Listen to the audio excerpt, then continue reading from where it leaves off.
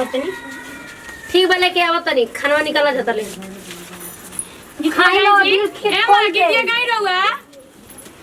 आशीर्वाद दे लो बढ़िया ना जी दीदी हां दिन दुगना रात चौगुना हां ए भगवान जी माता रानी रौरे लोगन के आशीर्वाद बा देन बा कि हमर मरद आईसीयू में भर्ती हो के जिंदा हो गेलन पहला आदमी हो के पूजा पाठ करती नहीं भैरव बाबा के बैठावा जा मन से जे करेला वो करे न ए कनिया बैठावा जा भैरव भेज हां वही जे बैठा दे दीदी निकाल के दियो ने से पनिया हम दे दी दादा भैरव बाबा के दादा खाना दादा बताओ नहा धो के तैयार भइनी के तनी तनी मुंह में रही तो कुछ मुंह में लगैती ए बार कहाँ खाना भेटाए वाला बस से कराए जले नौ जनी माता जी लोग ना खइया जतले कहाँ कुछ वेथु होखे वाला बाप तो पतो मन लकी कुल बनावत तो ना होती है ए मम्मी जी कहनी कि देखी ना खाए का बना लेने वो मीठो चीज ना मुंह में डाले के ना जी हमनी घरे तो नइखे डालाइल रवा कैसे डालम अब वो लगले खाई न लिहन जाई होटल में से बुला के ले अरे कालुए के कहले बनी कि हमारे घरे खाए के बा लेकिन जा तनी तैयार करा के लेके आवत सुबह से आदमी खियावत हमनी के तो लेट हो गइल हटे तू ही ना कुल का तो बनावत और तोहार तनी बनावे में अजी का करम जी अब ना बनाइम सब तो करही के बाटे नु घिउ बरनी अथु कनी सब पूजा पाठ करी तब नु आ सुनी ना मम्मी जी सब केहू के लिया के आइम आ पैसा खुला करा के लिया देम ठीक नु हाँ तो पैसा खाली रखी बात दियाला न हो जाय लगला के बाद पैसा दे दे के गोड़ लगा कपार पर हाथ धरवा आशीर्वाद ले ली हो हां छोटे छोटे लोगन के आ कोने की गंगाजल डाल के गोड़ धोल जाला हां हां सुनी ना जाई सब केहू के बुला के ले तले हम तैयारी करत तनी सब बनाई वाला ले अरे कुल खेले गइल होइया सब देखत तनी त टाइम त लगबे तू अपनी ओर से न तैयारी कुल कइले रह हां हम तैयारी करत तनी आओ कोनी हमी अच्छा हां ठीक बा बुला के कहीं ना का कहत अरे का मन अरे भोर पड़ गेल हो का तो कहे वाला रही अरे काहे रही कि 9 गो लइके रहियन जना 9 गो एगो भैरो भैया रहियन ले हम कोनो जाने के बड़ो लइका रही त ना हो जाई छोटी के लेखा ना दिया सनु का जन देखत तनी कहत तनी जान पे बोल देख ई भल से माता रानी के पूजा पाठ में तू होता त का एहू में कतना भेदभाव रखिली हां जोगाली संजी डाइन हम त ये कहनी के माता जी जे जोगा त ओकरा के वैसा ना कहत कि जे जोगा त ओकरा कैसे सो कहत कि उ जोगाते रही तब का हो पूजा पाठ में तू करे के बाटे अतना आदमी एथी बाटे हम त आज ले ई सब के जनबे ना कहनी ठीक बा जाई लिया गई हम जाते एथी करे ठीक नु तैयारी कइले रह कनी के चटैया हम निकाल के बिछा दे तनी तब सब रख दे तनी गुड़ रंगे खातिर चलो ए दादा ए छोटको का करतड़ू हो कैसे पतोई के शिकायत बतियावे लिस बताओ जैसे हमार उ दोनों पतोई हमके जानत मानत रही वैसे ही छोटकी आइल भी उतने जानत मानत आ सच में एकदम मुँह चुनमुनिया बाटे बुझाता ना कि मूरत हिय आतना सुंदर है सजियो सवर के वैसे ही रहतिया अपने तो अपने हमरो के नया साड़ी पहना देती है कते ओकरा बुढ़ा गइल बानी का करी भाई पतो ही अब जौन कही तुम तो करही के ना बाटे लेकिन कुछ कह जितना हमार सपना रहे सब भगवान सपना पूरा कर दिलन हाँ तो भाई केहू कम बिगड़ले थोड़े नहीं कि भगवान हमारे बिगड़ी हन बहुत खुश नसीब बानी कि भगवान हमको वैसे पतो दिले बाड़न भगवान करस कि ऐसा ही बुद्धि विचारी लोग के बन रह के अपन मिलजुल के रह तो खूब मान करत जानू तू तो वैसे आके कहत जैसे बुझाता कि तारा काता ना दुख पहुँचता अहो हमार बेटा हमार पतो तो हम ना सुख करम तो तू सुख करब सुनला के नया नया पतो आइल बिया बड़ी गोड़ में तेल टमाटर में लगावत बिया ई कोनो नया बात बा हमार तीनों पतो करेली सा आई तो नौकी आइल बिया तो का कही दोनों तीनों टाइम एथु कर दे मन हम जितना सोचले ना रही ना उतना भगवान हमरा के दे देले हमरो के देखाई पतो हिया के अरे तो निकाल फ्री में का सोचत के मजा मार के चल जाई अच्छा दियाई नु अभी कैसे निकाल दे देवल जी अच्छा ठीक है बाटे बैठा लगले बोलावत तनी ए बड़को हां मजी सुना जाइए दीदी ठीक बैठा तू तेल लगावाला तू काहे तरसत रहो हमार पतो होता का तोरो तेल लगावा दे का जी मजी बड़ी ढेर दिन के बाद आइल बानी हमनी के गांव घरे का होस कने ठीक बड़ू हां ठीक है ना बड़ी जा कने के तन छोटकी कने हो का बोला दो अभी हाँ कोनो बात नहीं के अच्छा ओइसन बेचारी ना होई एकदम ठीक बैठल पतो है दीदी बहुत बढ़िया देखो सुंदर बड़ी कितना सुनी ना पतो के ई तो बड़की नहीं है छोटकी के बोला हां तो बड़की है छोटकी के अब लो पता नहीं कैसे बोला दिलिया के हो जा चाय पानी छोड़ा ना छू जाता कि होता ना होता ना है ठीक बुला के लावत नहीं ठीक है बैठे जी खाना बनल बतलिया के खिया द जा देखो पतोहिन के ना सोचबू कि हमार बेटी ऐसे तो वो जनिए सके हमार महतारी हो तू जान जा हाँ पतो आइला के बाद है मुँह तनी कंट्रोल में रखे के पड़ेला जानलू आँख बंद करे के रहे के गोड़ लगला हो खुश रह आँख को जोड़ा रहा ये छोटकी पतोहिया ला देख ला पतो हमार लाखों में एगो बिया हो हमार तीनों पतो काटे तो जो सही हो नमूने बैची नमूना हमार बेटे बना तो हमार पतो ये ना नमूना रही है सा हां देखा पतो सुंदर है बाइलो। हां त कुल चीज सुंदर ना मिलेला परिवार अच्छा होके के चाहे कि लेके समाज में चल तो 10 आदमी देखेला कहे कि हां फलाना का पतो हो लायक मम्मी भी जी दी तेल लगा दी। अरे का गर्मी में तेल गइबू लगा दहिन करे के लगा ना ये दीदी का कहते नया नया बेचारी का तने कह देली ढेर न हो दुबर पतर मत देखियो मिसवा के देखली गोड़ देख अपना बेटी पोतो कोई कहत लगावे के ना कने यार ठीक बा रहे द अपने कह देलु ठीक बा ले लो नेग ले लो देता हो आ नी त एगो मोबाइल किन के लाइल बानी धर ई अरे दाबो तो न ते तू करे के मोबाइल देता रो आ का होई जब हमार पतो ना हई अरे मम्मी जी कंजूसी करी ना हो कनेवा यहाँ के बेटा नौकरी करला ना पापा जी दरेलवा के ड्राइवर हनी जहाँ ले ले नया मोबाइल के जरूरत नहीं के बस राउरा सबके उसके बाद मिल जाऊंगी काफी खाना ना खा ला हो आइल बड़ू तो खा ठीक ला बा जा तनी घर हूं देखई के ना जितना पैसा रुपया वाली हिय न गणेश के चले ले हां कोइले रही हाँ, का कबू ओइसे कहने कि न चाय पानी का तू करे के आती बाटे मम्मी जी तेल लगा देते तेल मत लगावा यहीं न ल दबा दो घर में रहती त ना ए ज्योति अरे तार नैहर से फोन आई रहे हो कहत दैलो कि बुचिया ठीक से बिया नु ते पूछ रही मका बुचिया ससुरा नहीं के अपन नैहर भी आई मत जानम जा ए दीदी ठीक लागत नु जे हो हे दीदी कैसन बात पूछे तनी ए जे तो हमरा इतना अच्छा लगा ते लाग दीदी के हम पहली बार हमर फुआ कहत रहे कि हमर नातिनिया के ठीक से रखले बौसनु फुआ के नातिनी नु लागली ज्योति वहीं न ज्योति लका भका भका बरतरी बड़ा तड़ी कितना नीमन लागे रहनी ठीक बाटे के जेई के मन करू तेही देखे चली आई त का कहियो सस सवार के रहनी एबरी त फैशन हो गेल बाटे आ कौन काम बाटे हमनी के तो करते बानी जा मम्मी जी के मिस द जातनी हम एथी करे ठीक नु बर्तनिया मान देबे दीदी बर्तन हम धो देम ठीक बोले रारा सबके कुछ कहला के जरूरत नहीं के अब हम आ गई बनी नु जी तू लोग देखा जा कि हमारी के छोट गोतनी ना छोट बहिन ही है तब का जी असई घर में परिवार घर में आराम करी ठीक बनो काम हम के बारे में कुछ सोचे जा मत कहे कि घर के सारा काम हम रह दा पहले खा के अपन है बॉडी बनावो खा पी आराम बॉडी कर कबड्डी कहिया ना खेलबू कहिया कि बड़ जे ठई से दो बात बोलन स त अपन एथु कहनी हां ना मम्मी जी ई लोग हमार बड़ बहन के तरह बने जाए अगर कुछ भी कहियन जानो तो ओकरे हम हंसी के तू हमरा के छोड़ ठीक बाटे जा इहनी के तेल लगा दे दोनों गोड़िन के ना ना कहिया सके लगावनी ठीक बा अपना से एथु ना कहनी गलती ना कहनी बड़ है जे ठई से दुगो बात तनी कड़ो होके बोलस त जनिए के हमार माने बड़ गर्जीवने के हुए तू करत आके हां बात के जवाब ना दी हनी देखो घूंघटा में हाँ घूंघटा में बार बार रहे के नाम मौका मिलेला जानलू ए खाली पर्दा से बाहर निकल जेबू तो सोचो कि अब जिंदगी बहरे बीती जा तू पहले उन लोग लगा दा जा आ तनी टाइम से खइले पियले जा सिखावल जरूर ना बाटे हो ना नचर बिया ना सिखाई हम ना सिखाई त के सिखाई कैसे आदमी कहला कि एगो माई छूटेले तो एगो माई मिलेले जब हम जानीते सीताले आई है आंगना भवानी आई है आंगना अरे अचरे से रहिया बहरती मैया अरे अचरे से रहिया बहरती मैया ए हो कने हो गुलू हम हदी जी पुल हो गइल पुला गइल बनाई जा हम त अपने जाने कुछ छोड़ले नहीं कि जी रो देख के रो काट लो हकेरा आधा तक दी माने कि हम आमा चिलिया क्यों नहीं लइकिया के हां काजल गल तो बांध चले जा जी माता जी चले जा बैठी जाओ जा चले आई लो बैठ लो गई जी बैठावा जा हो अरे धो दा बैठावा जा भाई बैठ यही से हम कहनी कि कुल का आराम से बैठ ए पानी लेके आईम दा ना दा ए हां गोड़ा भी ना गोड़ा गोड़ा ना एमे लेके आई गावा हो पानी को के गावा केला काट दो ना काटते गई दीदी जी होइगा ना छुम छुम छम ना ना ना बाजे मैया पापा जनिया छुम छुम छना ना ना बाजे मैया पापा जनिया मैया पापा जनिया मैया पापा जन आओ तनी पनिया लेके हो छना ना ना बाजे मैया पाओ पैजनिया बताओ इधर बाग दो मम्मी जी के ना बुझाला अच्छा ज्यादा प्रसादी में उना लियाला हम ना दीदी जी लेकिन मान लीजिए आज नहीं खेल लागत है खाती गंगा जलवा तनी ले ले मामा जी डाल दे बनी मम्मी डाल दे बने ए बच्ची उठा हो उठा ता गोद धोती जी मैया जी गोद धोती ऐसे दीदी जी ओइ में पैर डाला के पोछ दी ना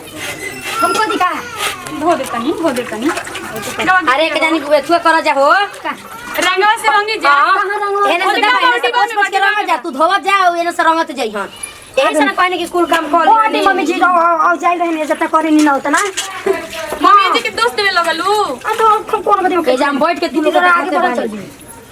किया बजा अरे माई हो माई आई हो माई दी माता जी बढ़िया से बात देम जा दबचे दतो बुची ना कहल जाला माता जी कहल जाला अच्छा माता जी कहला हां ये भुला गई दादी जा का करम भगवान के देन से तो बिजनेस में घाटा लागल त माता रानी के और बढ़िया से सेवा करती जानू हमनी के पर कोनो बात मन ना सच्चा रहे के चाहिए सब मई के देन हो मन संगे तो कथौती में गंगा दीदी जी ई त बात सही है कहत लब सीधा फेन दो एमे से गीतिया गाई ना अरे नोई खे छुम छुम छाना ना ना बाजे मैया पाओ पाए जनिया छुम छुम छाना ना ना बाजे मैया पाओ पाए जनिया मैया पाओ पाए जनिया छुम छुम छाना ना ना बाजे मैया पाओ पाए जनिया छुम छुम छाना ना ना बाजे मैया पाओ पाए जनिया केई गढ़ावे मैया पाओ पाए जनिया केई गढ़ावे मैया पाओ पाए जनिया केई ओढ़ावे लचुनरिया मैया पाओ पाए जनिया छुम छुम छाना ना बाजे मैया पाओ सोनारा गढ़ावे मैया पाओ पाए जनिया सोनारा गढ़ावे मैया पाओ पाए जनिया बजा जावा ओढ़ाले ओढ़निया मैया पाओ पाए जनिया गजरवी ओढ़ावे ला ओढ़निया मैया पाओ पाए जनिया छुम छुम छाना ना बाजे मैया पाओ पाए जनिया छुम छुम छाना ना बाजे मैया पाओ पाए जनिया कहा हो जौन भी प्रसाद बाटे भगवान के दया से हे माता रानी बढ़िया से अपन खा के आशीर्वाद देही जा हमनी के कि आगे साल से और बड़ जलसा करी जा हमनी के घर में नवरात्र रखी जा खाई जा ए अम्मा जी एगो भैरव बाबा के ना बोला के नहीं हो लेके आई ना केहू के निकाली लेके आवत नहीं ठीक बोले के आवत नहीं खाना निकाला जाता ले खाई लो जी दिल खेत ए खोल मां के गीतिया गाई रहुआ आशीर्वाद दे लो बढ़िया ना जी दीदी हां दिन दुगुना रात चौगुना हाँ ये भगवान जी ये माता रानी रौरे लोग इनके आशीर्वाद बा देन बा कि हमार मरद आईसीयू में भर्ती हो के जिंदा हो गलन कहेला आदमी हो के पूजा पाठ ला जाओ करती नहीं भैरव बाबा का बैठावा जा मन से जे करेला वो करे न ए कनिया बैठावा जा भैरव भेज हां वही जे बैठा दे दीदी निकाल के दी उन्हें से पानी हम दे दी दा जा भैरव बाबा का दा जा खाना दा जा हो गई उन्हें से दी हम पानी देते नहीं ए मैं जो मेरा दे गई खुश होके खाई जा बढ़िया तू आशीर्वाद दे के जाइम जा दिल खोल के खाई जा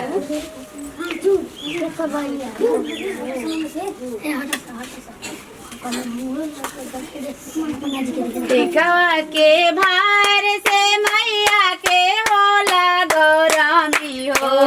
टिकवा के भार से मैया के होला गौरमी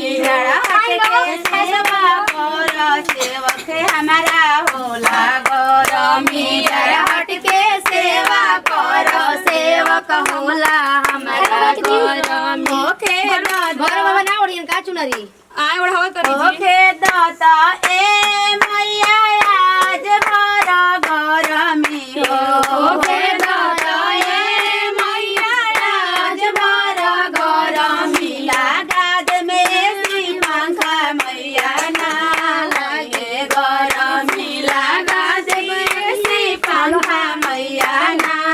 होइए खाई जा माता जी खाई जा झुमका के भार से मैया के होला गरमी हो झुमका के भार से मैया के होला गरमी हट के पूजा कर सखा हमरा होला गरमी जरा हट के पूजा कर सखा होला बड़ी गोरे दाता ए मैया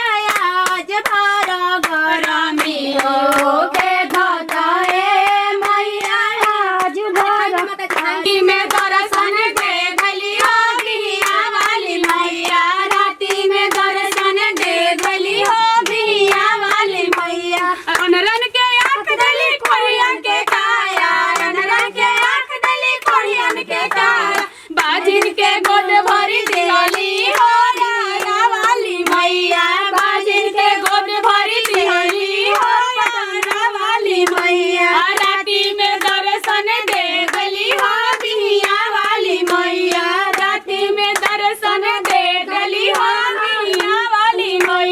निर्धन के धन देली बाजिन के पुत्र निर्धन के धन देली बाजिन के पुत्र लंगड़ा के पैर दे दिहली हो बिया वाली मैया लंगड़ा के पैर दे दिहली हो कटगो में निमिया गछिया आंगना घेराई बो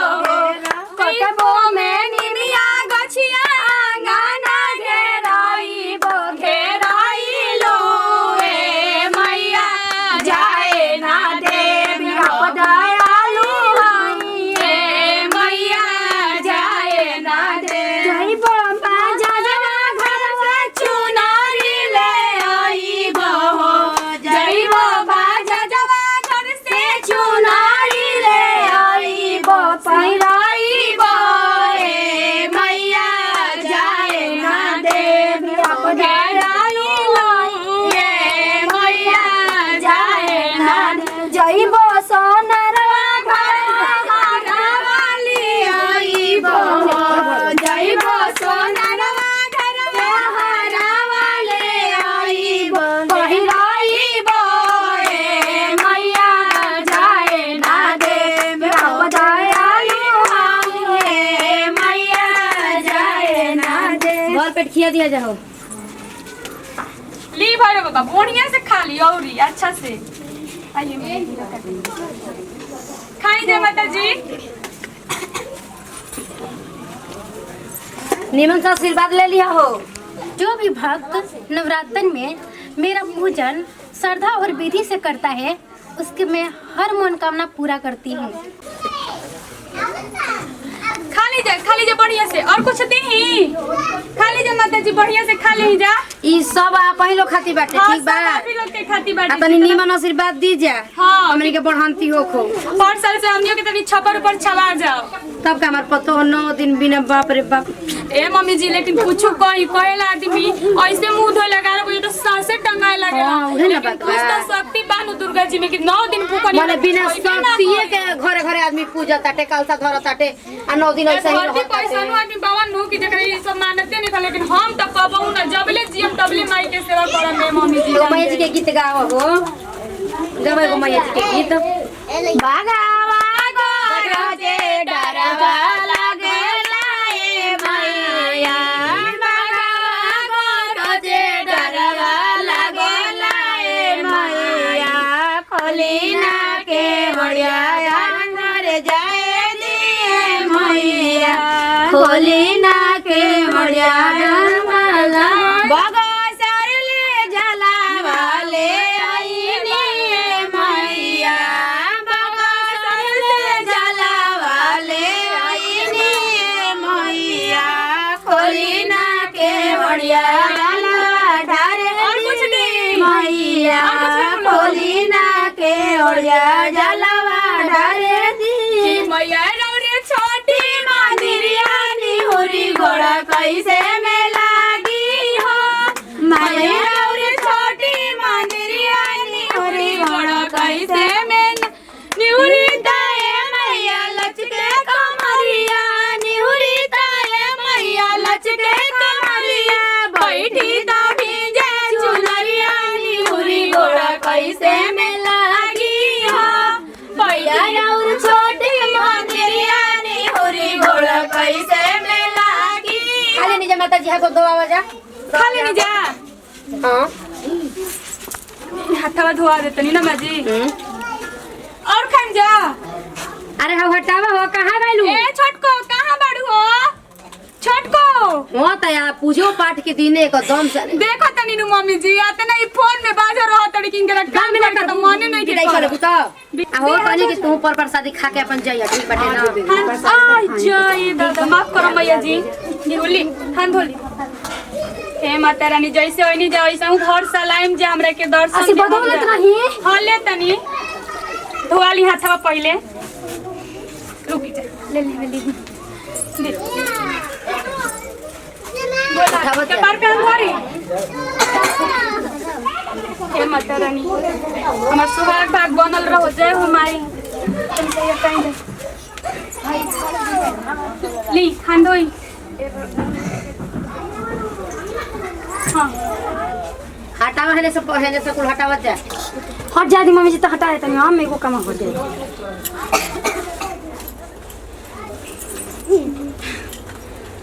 ए माँ जी छोटको कहाँ बड़ी आवा ना छोटको का जी देती थी दे दो ले जाइए।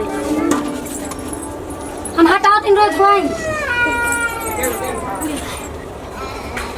अब ले जाइए कुल चुनरी अपन जौन जौन मिलल बाटे सब। हाँ रुके भैरव बाबा गोला दिनु हाँ गोला गोला तनी माता जी गोला तनी आशीर्वाद दी जनी मन